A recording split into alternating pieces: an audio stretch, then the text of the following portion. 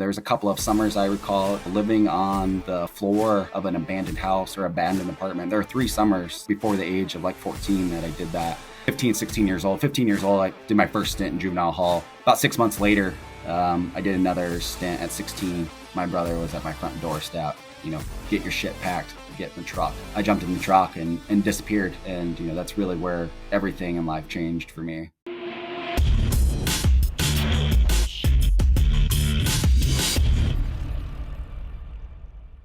What's going on, everybody? Welcome to the show. My guest today, Corey Robinson, is the president and multi-franchise owner of Batteries Plus, and he's also a managing partner at CKKA Capital. He's a Gobundance member, and he is newly minted as unemployed. So welcome, Corey. Good to see you, brother. Good to see you too, Jamie. So excited to be on the show.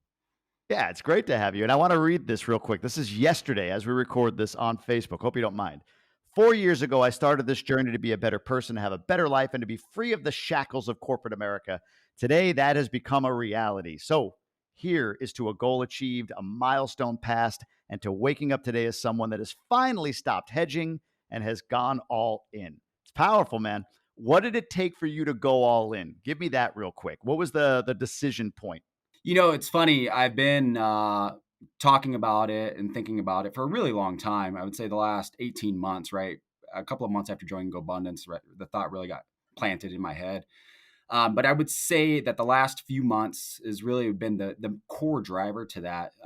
As my businesses have grown and they've needed my input and my direction more and more, it's really just weighed heavily on me. My job has become much more demanding. But I think, the defining moment and the key pressure and all of that was really my family. My wife has been on me to push some stuff off my plate, refocus my attention to where it should be, right? Prioritize everybody here at home, my kids, my wife. But really, at the end of the day, the kick in the ass that I got that I needed, we were on a GoPod trip in Cabo just a month ago. And we were at dinner, we had topics picked out and we're talking about different things and, we're getting input from our wives, and my wife just kind of put me on the spot and let me know, she's just extreme accountability, let me know that I wasn't doing my part. And I wasn't where I thought I was. I thought I was doing a much better job of kind of putting my family first. But in that moment in front of my GoPod, those that are meant to hold me accountable, she kind of put me on the spot. And right then and there, I knew it's time to make that decision. It's time to make that move and push something off my plate. Wow. I'm curious, with the benefit of hindsight, and look, you did it when you did it. It was when it was meant to be. When could you have, financially or whatever? I know it sounds like mindset was maybe more but when could you have left your job? I probably could have left my job a year ago, 14 months ago, somewhere in there. I planned on leaving my job at the end of the year. It was funny because we were at the Austin Champions event and I was just getting ready to leave. And you and I in my pod were downstairs talking about it. And you kind of put me on the spot about it too. And Cam O'Connor, one of the guys in my pod, had been pushing me. And looking back on that, I could have done it there and made it work. But the lessons that I learned through that kind of next few months were key. I had just bought a new business in the corporate world. The cash flow was always there. I managed P&L, I did all that stuff, but I never really had to worry about cash flow. But as I pivoted into small business ownership, cash flow became a real thing I was concerned with. And I just bought this business, not really having the foresight of having the experience. I went into the 2 worst months of the year for that business, in addition to all the acquisition costs and the projects that I had to complete and build up my inventory as a seller was depleting it to sell. And so I had all these additional expenses on the business, ran into the worst couple of months out of the year. Cash flow became a real struggle. And so I was really thankful that I had my job through that period, because I was allowed to just kind of push through, not worry about the finances, and get my business on good footing. So I could have done it, a lot sooner, but I'm thankful that I held on as long as I could and learned those lessons before making the jump. If you were giving advice to somebody listening right now that's maybe in the same spot, it's like, all right, I'm in a window where I could do this, but this, that, whatever it is that's sort of preventing it. I think about it for me. I talk about, obviously, the power of exiting corporate America and what it's done for me and what it's allowed for me. And when I reflect back, and I've had a couple of years of this now, and I think about what were the things I did, or what were the steps I took, or what were some of the pivotal moments, or whatever. For you, if you think about this journey and you were giving advice to somebody who's like in that space of I hate what I do. I don't not even I hate what I do. I want out. I want a different kind of life. And maybe they don't mind what they do, but I just want to separate myself and do my own thing. What were key things that you did along the way that you think got you to this point and that you would advise others to duplicate? I think one of the biggest things for me was right joining GoBundance and being around people that were at a different place in life, a place where I wanted to be at. Right, I think that has been the most powerful thing for me to get mentally prepared to kind of make that leap. You got people like you and others in GoBundance and others kind of in my network now are able to answer a lot of questions that I just could not answer on my own. I just didn't have the support at the time, prior to having this network to do something like that. So for me, it's like, yeah, it's great to go out and educate yourself. There's so much that you can learn on your own. But getting around people that have actually done it and can give you real world advice and support you through that process, I think is, the biggest thing for me. That's a great point, man. I like to say, and this is a newer thing for me, but I think what we do with like podcasts, me as a podcaster, others, is this is inform. And a lot of people, it's so easy to be informed, but then to integrate what you're learning, you need, to your point, those people around you, whoever that might be. But when you get around guys like yourself, others who are driving hard, overcoming challenges, and really who balance out or who want to balance out. Yeah, I want business success, but I also want health and relationship and adventure and all of the other things in life. It is powerful for sure. Okay. Um, let's kind of go back a little bit. So give us a bit of the backstory. Where from and how did what was the career that you had prior to exiting? Yeah, so I guess I'll go back, back to the beginning. I grew up in Southern California. Currently, I live in the Midwest now, but grew up in Southern California. My story is very similar to many of the guys in GoBundance. I've heard Muchastegi, Hatter, a few others come on recently. I'm able to relate kind of to their background, and so grew up in kind of in a shitty situation. Right, parents split when I was real young, about 3 years old. My older brother went with my dad. I went with my mom, and then things just kind of started to unfold from there. My mom kind of jumped around and tried to avoid my father, which she was very successful in for a lot of years. For I would say from 4 to 7 or 8 years old, life was pretty normal. I was a good kid. My mom poured a lot into me during that time. It's funny to think about it. I went into kindergarten, like jumped straight to first grade, and then actually went to second grade, like within a 6 week time frame. And then got pulled back and put in first grade. So I was kind of a year ahead just because I wasn't mature enough. And so it's like, I started with this like bright future. But what had happened during that point in time is, my home life started to unfold. Mom started getting drugs. New stepdad was abusive, hard to deal with. And then I started to have siblings kind of coming into the world that soaked up what little bit of time that was left. And so it was life was in shambles. I probably lived a life that no kid should have went through during that point in time. And so from I don't know, say 8 until 12, 13, we kind of bounced around school to school. I think I went to 7 different schools during that period of time. And during that time I lived in, my whole family lived in one room in a family member's house. There was a couple of summers I recall kind of living on the floor of an abandoned house or abandoned apartment. There were 3 summers before the age of like 14 that I did that. And still, I was pretty resilient, still did pretty good in school, was active in sports. I was very fortunate through those periods of time. I think sports connected me to some other kids who had pretty stable families. And that really looked out for me through that time, and that kept me active and kept me engaged in school. But as I became an adolescent, I started to kind of live 2 lives. I started to try to show up and be one person at school, that person that I used to be, that outgoing athlete, that was focused on the right things. But then, kind of school would get out, I would go home. And then the drinking, partying, and being around kids that I shouldn't have been around started to happen. And as problems, continued to peak up at home, that gap between the kid that I started, life out as and becoming the product of my environment started to change drastically. Started smoking weed a lot, drinking, kind of that 8th grade going into 9th grade year. And, in 9th grade, my life just kind of started to completely unravel at that point. I was rebellious, as many of us are. and kind of went out on my own, started really just engaged solely with the wrong crowd. I got myself in trouble. It's funny, 15 years old, 15 years old, I did my first stint in juvenile hall. It was only 2.5 weeks, fortunately. And then about 6 months later, I did another stint at 16. I spent 4 months in juvenile hall. And that point in time, as a becoming a young adult, really kind of changed the way that I looked at things. I realized how screwed up of a situation that I was in. I realized, having your freedom removed was something that I never wanted to deal with again. Uh, a profound thing happened during that time as well, as I was getting into a lot of trouble. My parents, my dad and stepmother, had moved to the Midwest, but my family still lived back in Southern California. And one of the times my dad was in town around that 15 years old, he had run into my grandmother, who I was really close with. And my dad gave my grandmother his phone number, and my grandmother kind of snuck it to me behind my mom.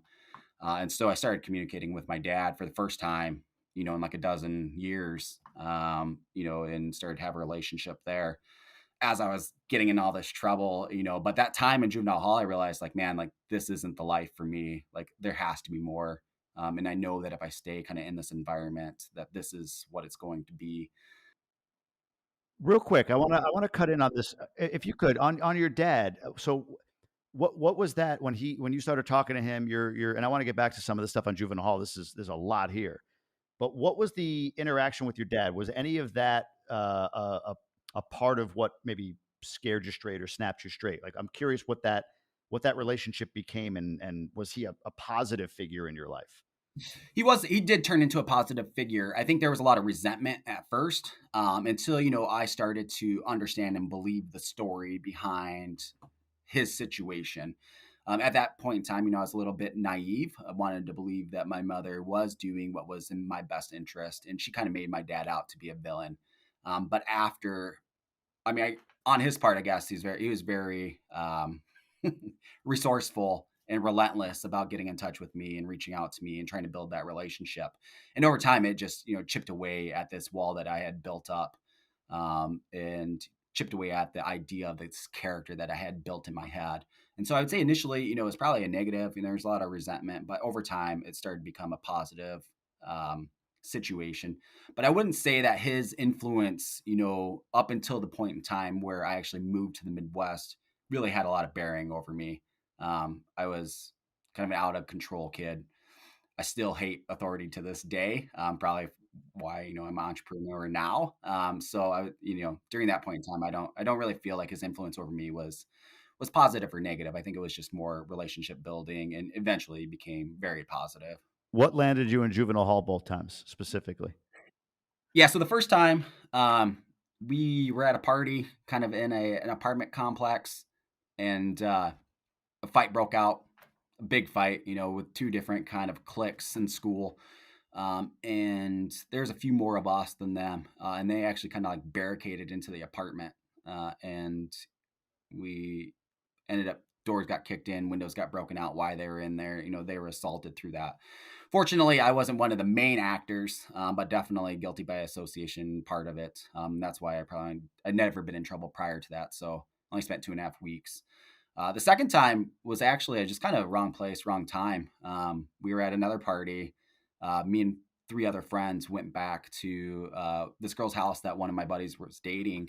And her parents had a little bit of money. And I was in the living room hanging out, kind of knowing what they were doing. So, I was definitely aiding and abetting. And that was what I was eventually charged with while being on probation. So, that just kind of kicked up the the severity of the situation for me.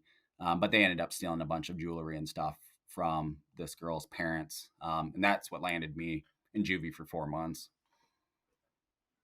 Is juvenile hall essentially feel like jail? Are you incarcerated, cells, the whole Yeah, nine? Like, yeah, what's the experience like in juvenile hall?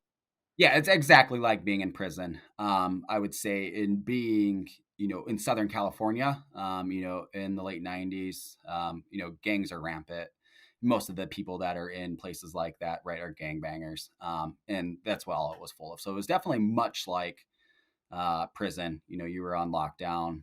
I don't know, about 20 hours out of the day, unless you were one of those that were kind of on good behavior and you built up freedom over time. But for the most part, yeah, you were, it was very much like being in a real prison. Gotcha. When you exited, what was the trajectory at that point? Take me through. It sounds like in this time you kind of had some reflection that maybe steered you in a different path. Walk me through that. Things changed drastically from that point. One of the things that happened, and one of the key people, I guess, in my life, especially early on, was my grandmother. I left juvenile hall and went to go live with my grandmother. And for the first time, since I was a little kid, I had a lot of stability, a lot of direction, a lot of expectations and love from her. And that really helped kind of put me on the right trajectory. Also, the other person that was a part of that, a key part of that, was actually my probation officer. She dealt with a lot of kids, and I was this kid. I was pretty smart, I was athletic, just kind of hanging out with the wrong crowd, and just stuck in a really bad situation that I shouldn't have been in. And so she really pushed and connected the dots for me. She kind of had these conversations with my grandmother. She pushed my mom to make me move away from the situation that I was in. And she was like, really one of the first people I could remember that really believed in me, like really thought that I was worth more than kind of my situation. And so, at that point in time, I moved with my grandmother, spent the next almost 8 or 10 months living with her, and life was pretty good. I had my first job during that period of time working for the community that she lived in, doing landscaping, lawn mowing, and stuff like that, which I really enjoyed. Was doing really well in school again. Had reconnected with some old friends that were not the greatest influence, but not going to juvenile hall, right? Normal kid shit. And so, things went really, really well for, about a year. And then things started, my grandmother's health started to fade, and I ended up back living with my mom for a short period of time. And all this time, like the relationship with my dad was building. But essentially, what had happened is I moved back with my mom. I spent a couple of months there. Got into a little bit of trouble, nothing major, but kind of one of the defining moments through that whole period of time was I was about to move to the Midwest, to Western Illinois, with my dad. I knew I needed to get out of that situation once I moved in with my mom. But man, it was just so hard to leave, as a 17-year-old kid. We had one situation where I was going to move. My dad actually sent a car. I had a plane ticket, everything ready to go. And I ditched out on the car and I couldn't leave.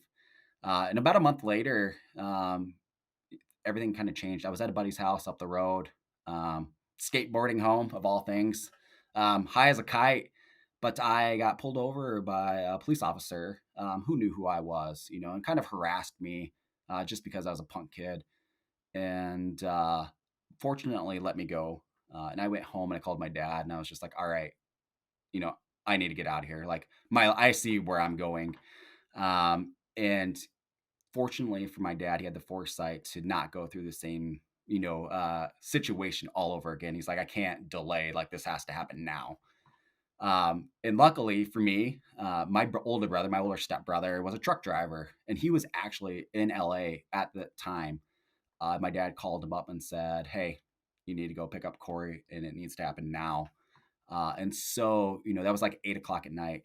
By 10 o'clock that night, my brother was at my front doorstep, get your shit packed, get in the truck.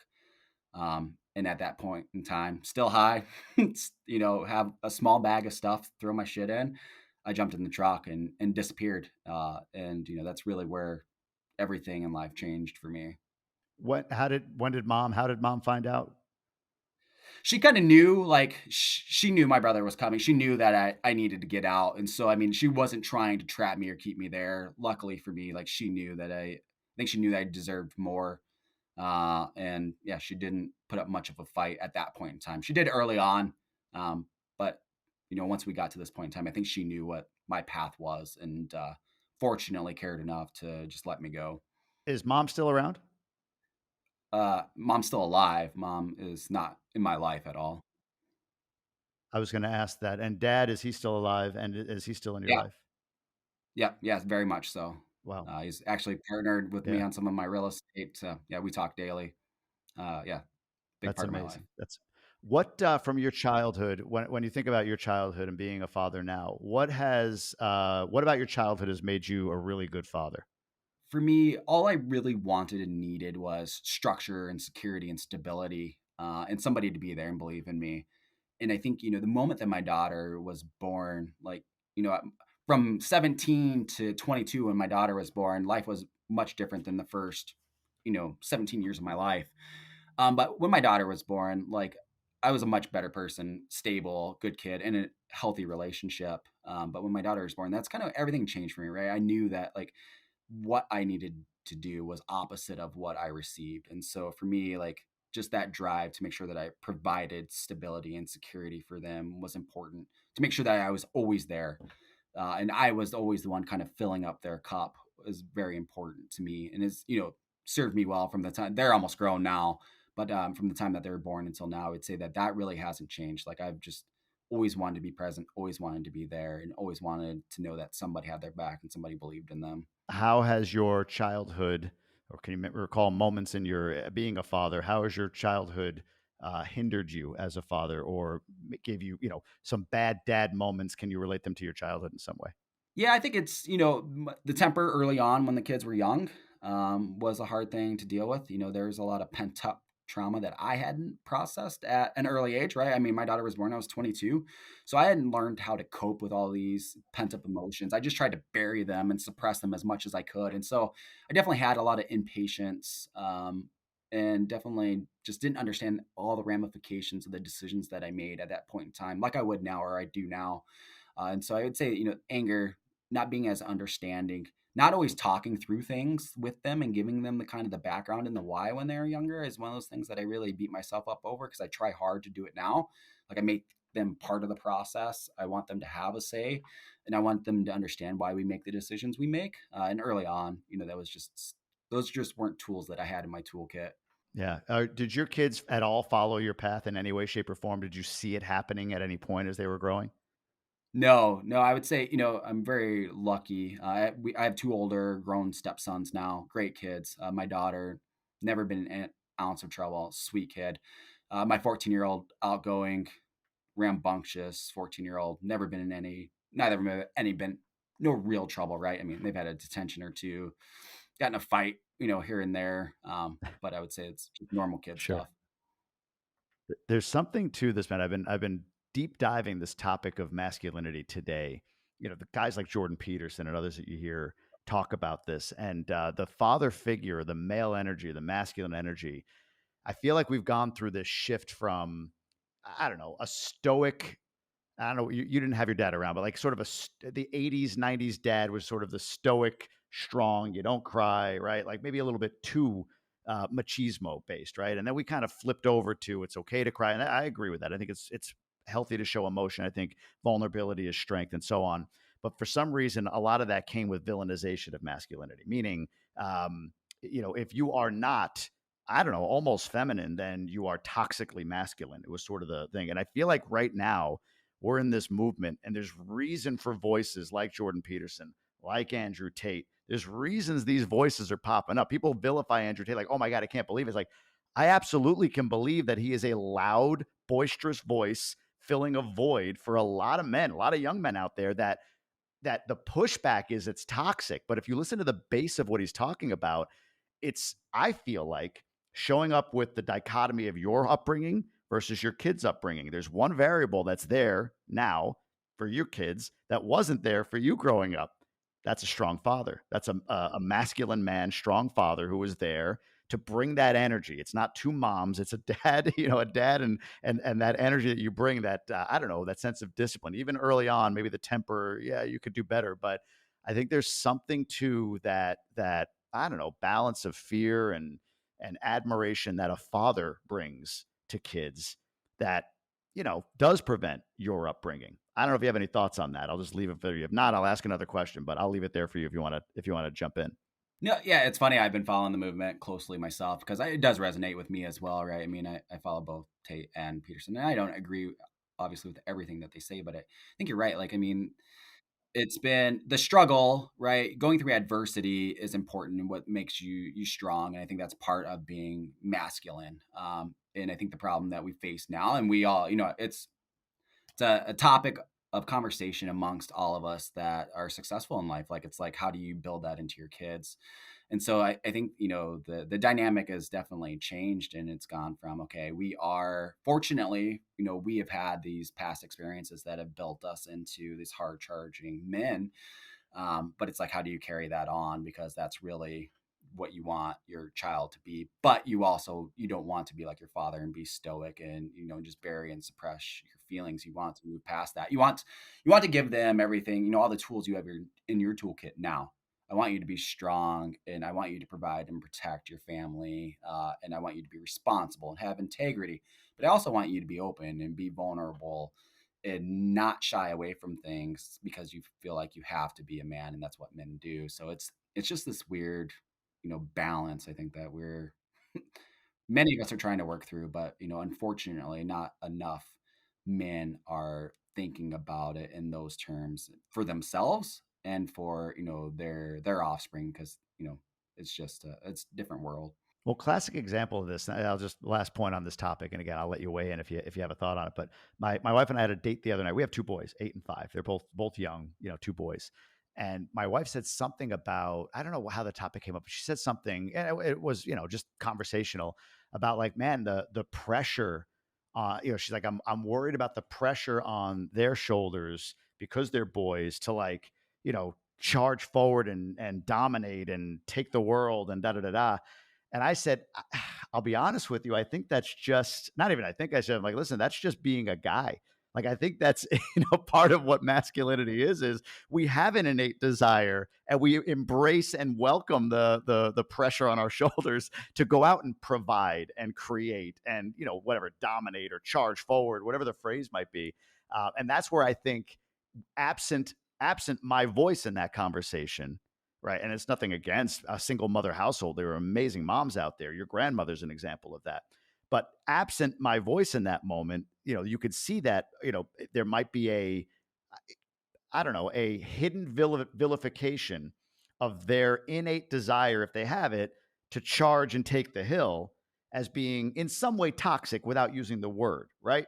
But with dad there, they understand, like, oh, it's okay to have this push and this, I want to be the best. It's okay to have that. Not that women don't want to be the best, but you get my point.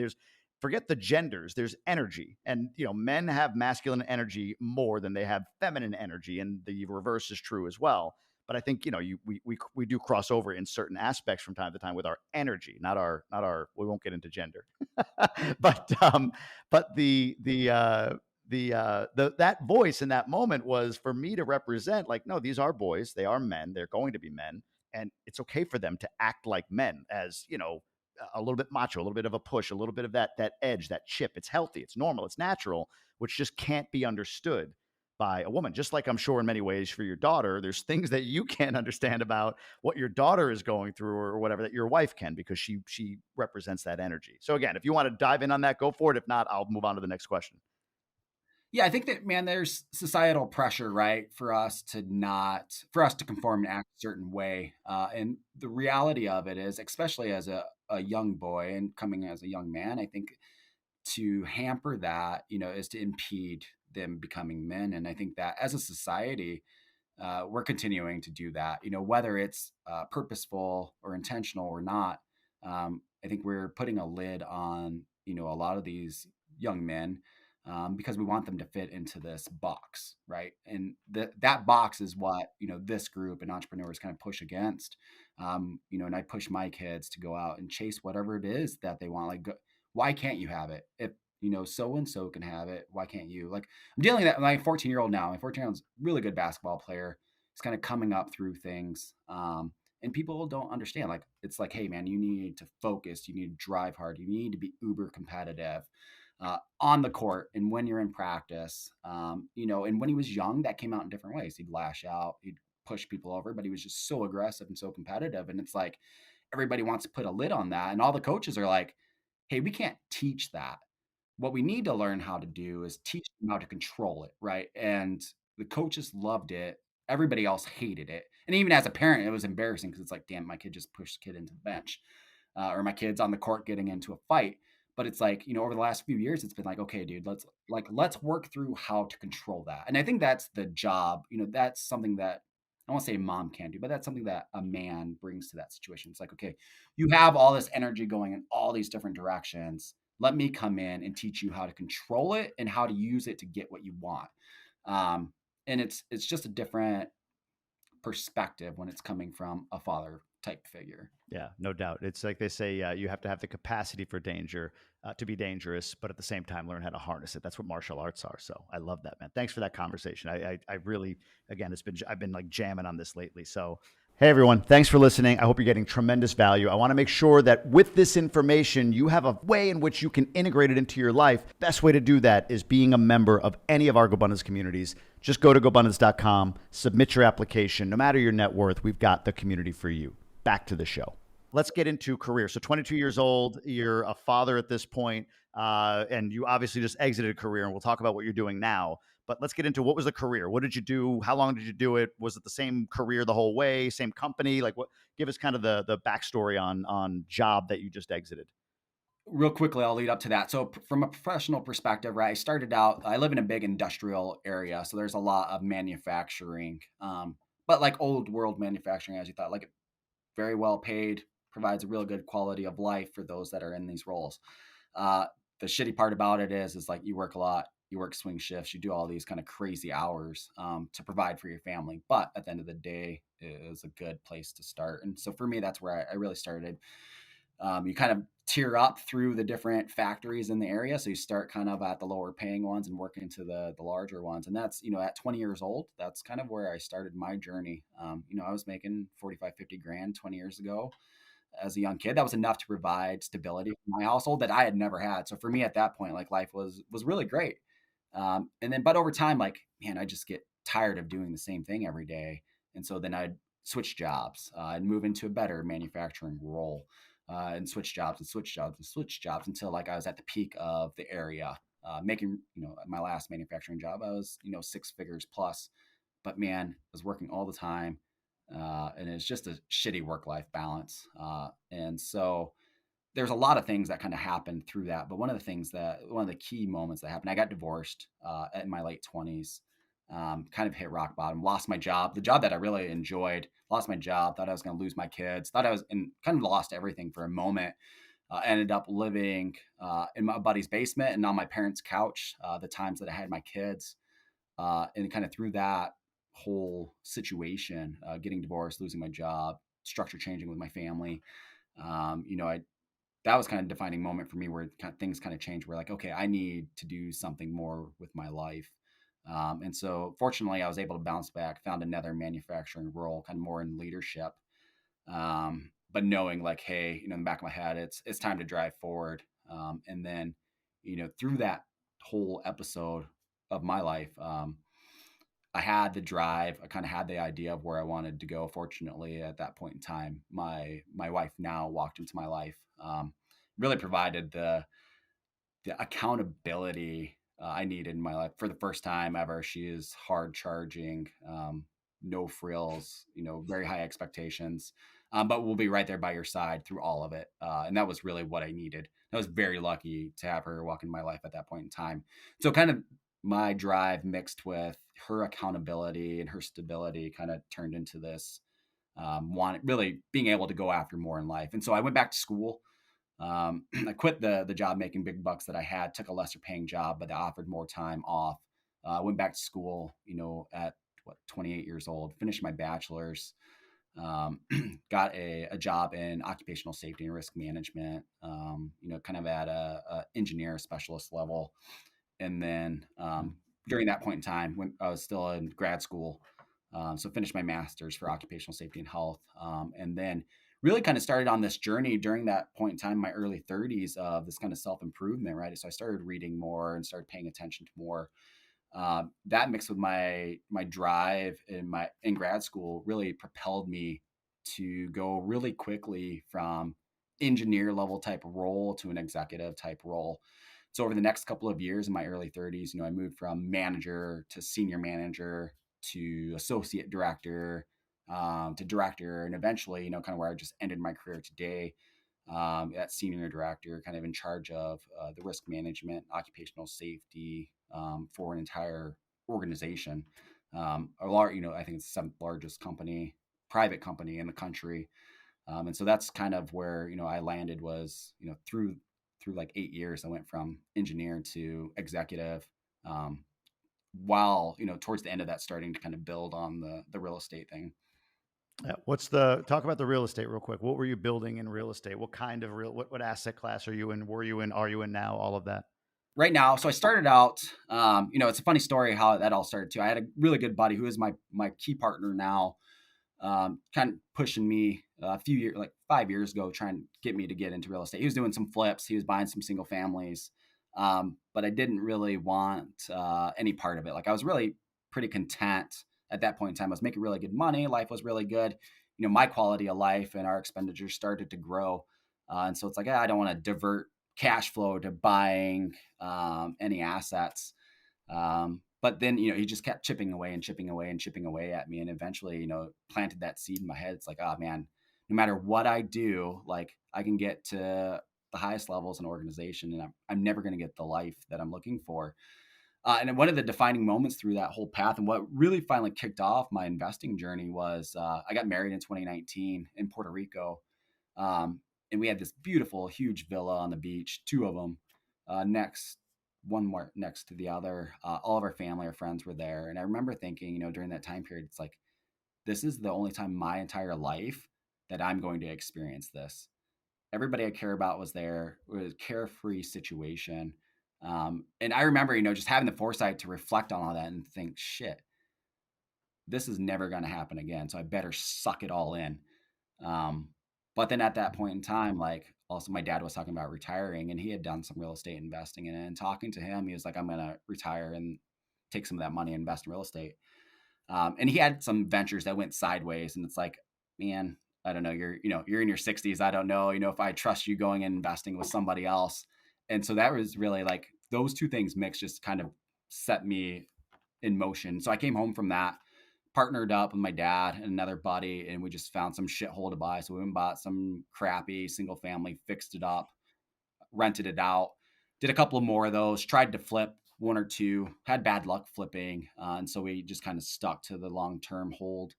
But we were looking for value add properties. And so over the next couple of years, just bought a ton of single families, duplexes, triplexes, fourplexes.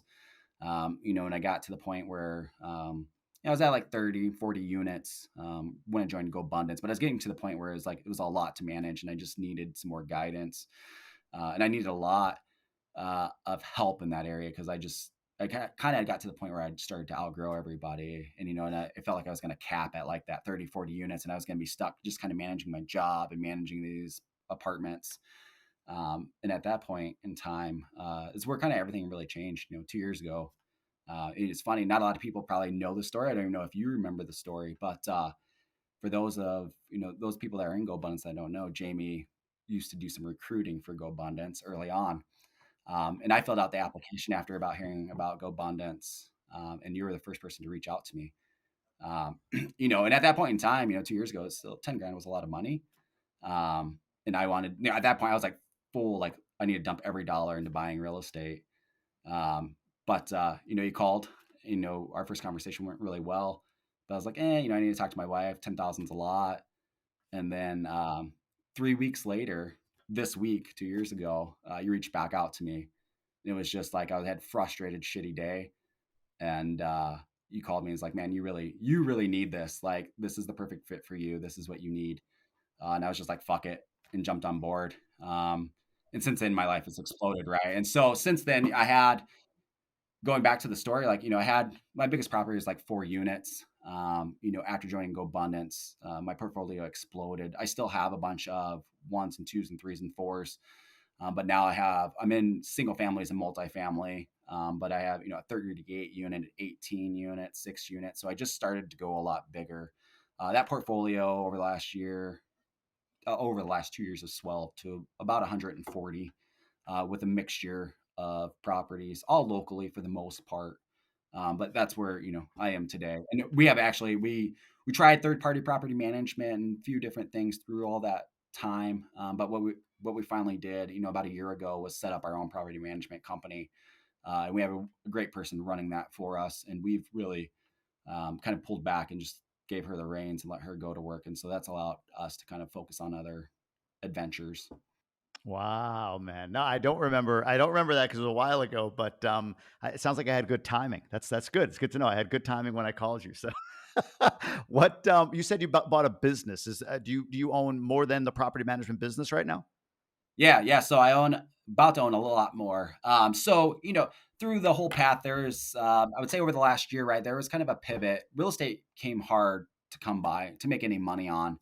And I remember a call. So Joe Weschler came on a call, I want to say like March timeframe of 2022, was talking about what he was doing in buying small businesses. And I was like, he's, looking at the statistics and talking about the cash flows and stuff like that. I was like, man, I could get out of my job and have a lot more capital, buy a lot more real estate if I just pivot for a while and start focusing on buying small businesses.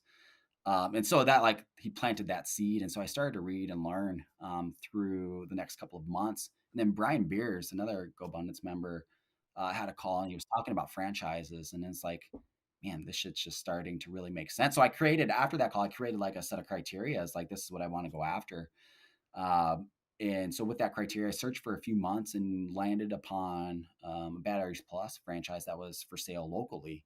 The numbers made sense, looked like good business. I wanted the systems and processes and kind of support from that corporate office because I didn't want to go at it alone, being kind of first time into this.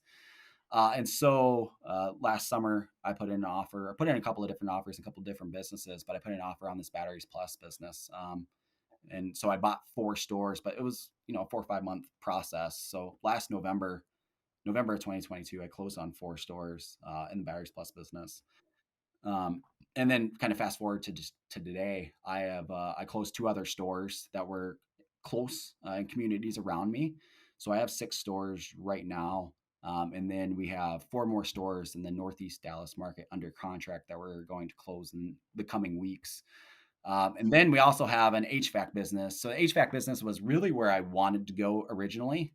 We don't have any like franchise HVAC businesses around us. So it was like, I kind of steered away from it. But now, like, I feel much more comfortable in my abilities as a leader and a business owner to kind of go after that. And so we had an opportunity for a medium sized HVAC company that came up on the market not long ago. And so me and my actual real estate partner are going after that. And so we're hoping to close that by the end of next month as well. So kind of quit my job to free myself up, not only to focus on my family and my health, but also to get these deals done. Wow, that's incredible.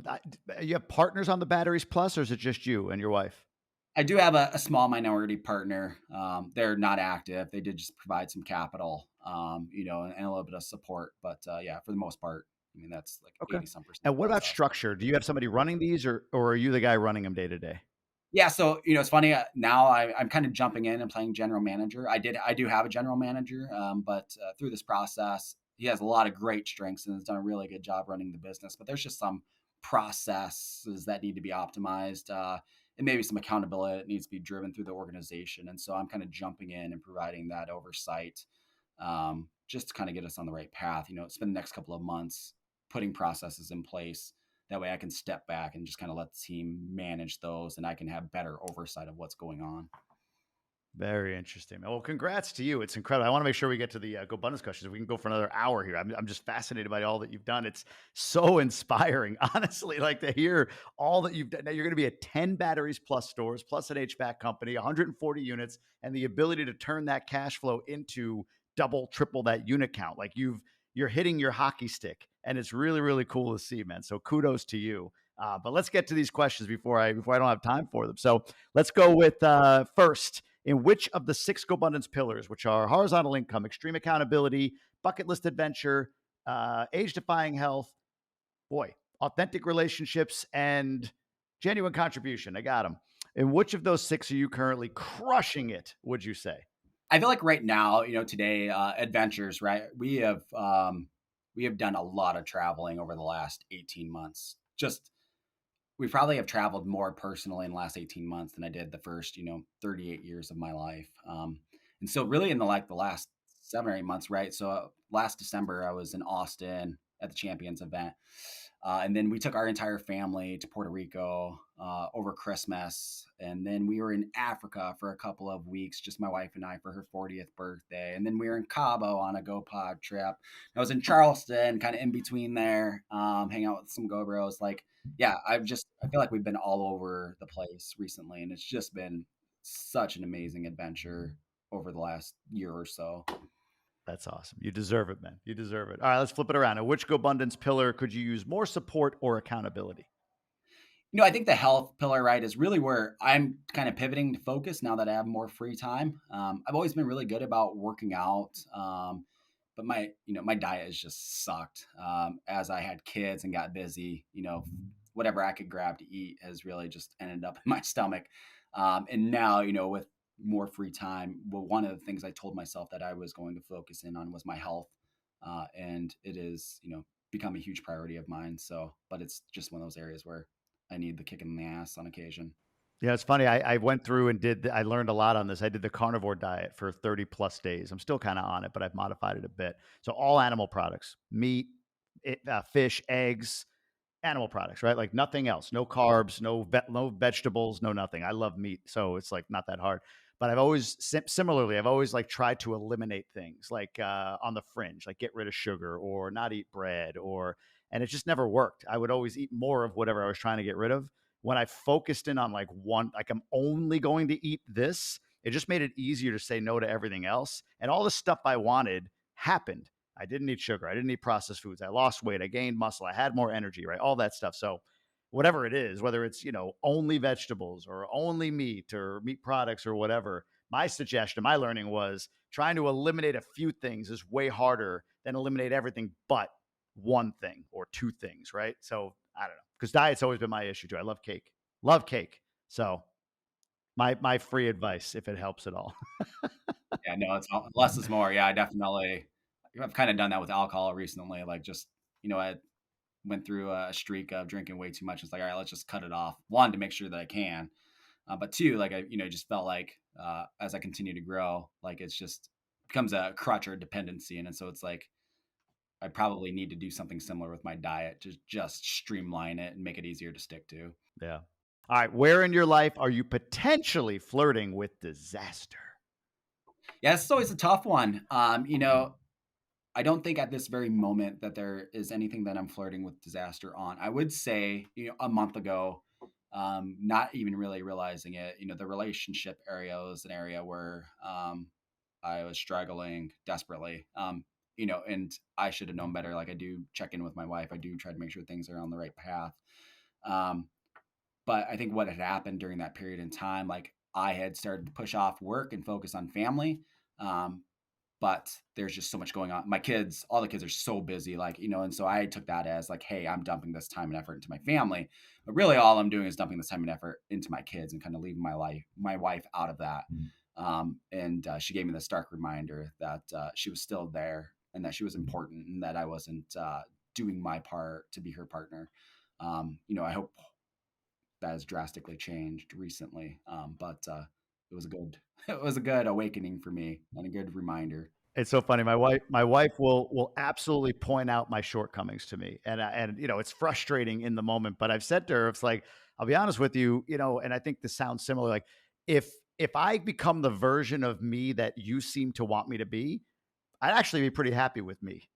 So it's like keep holding me accountable to whatever version you see of me, because people outside can see your potential a bit more than you can sometimes. So anyway, I was say my wife is always on like the fence where it's more of what you say that she holds on to, right? From her perspective, it's like, hey, you say you're going to do this, and then you don't. And so I get it from that perspective. I get it from both, but from that perspective, that's always the angle she comes at me with. It's like, you said this, and now you're not doing it. And so that accountability to hold myself accountable.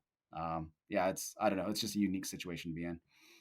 I'm very fortunate, just like you. Like I love it. All right. The next question you've shared a bit, but maybe there's something else that pops up. In what specific way has GoBundance impacted your life? yeah, that's, I did share, and I think I'll just hit on it again. It's, for me, it has given me a network of people who I can be authentic and vulnerable with that I really never had outside of, I would say my wife and maybe one or two people. Um, I'm, I'm able to share anything and get that feedback. I think that I so desperately need from everybody. And so the network, the support, the direction, all of those things that I shared prior, I think are the biggest takeaway that I have from GoBundance. It's not necessarily just on the financial side, on all of the pillars. I'm a far better person today than I was 2 years ago. And it's in large part due to this tribe. Love it. The next question: what advice would you give to a new or prospective member of GoBundance? GoBundance is one of those organizations that you get out of it what you put in. If you're not going to put yourself out there and try to get involved and try to add value, you're not going to get anything back or anything that you're looking for back. You might get, some information, you might get different things, but if you're looking to get the most out of this tribe, you yourself have to be vulnerable and willing to stick your neck out there and try to add value where you can. So, just jump in. Don't be afraid of being judged, and try to help any way you can, and try to make as many connections with as many people as you can.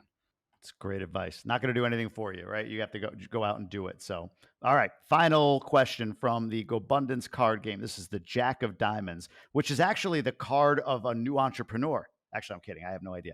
But the Jack of Diamonds, it says, "What have you done to successfully cultivate a more positive mindset?" The biggest things for me is meditating, right? I try to stick to the routine of doing it, 3 or 4 times a week.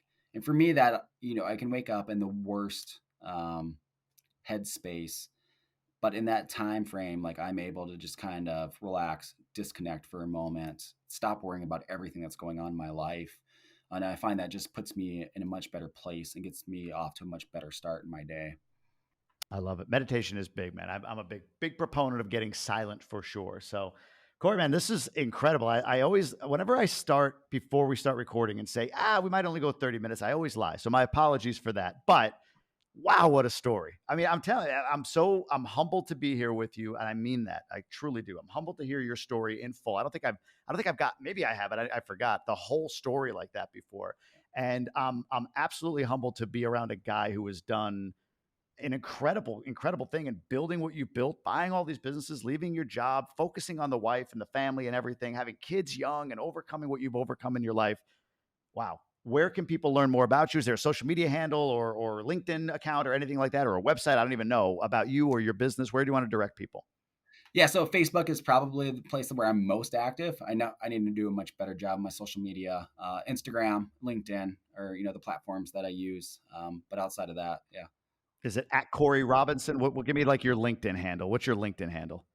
I'm sorry, Instagram handle. Instagram handle. It's, I think, Corey.Robinson83. 83. Corey.Robinson83. There's only a few Corey Robinsons out there, so I'm glad we delineated that. But We have another one in Gobundance, by the way. So. oh, that's true. Yeah, yeah. There's tons of them. So, brother, I appreciate you. Thanks for jumping on. Thanks for being so open and vulnerable. Yeah, Jamie, I appreciate the time, man. It was a great experience.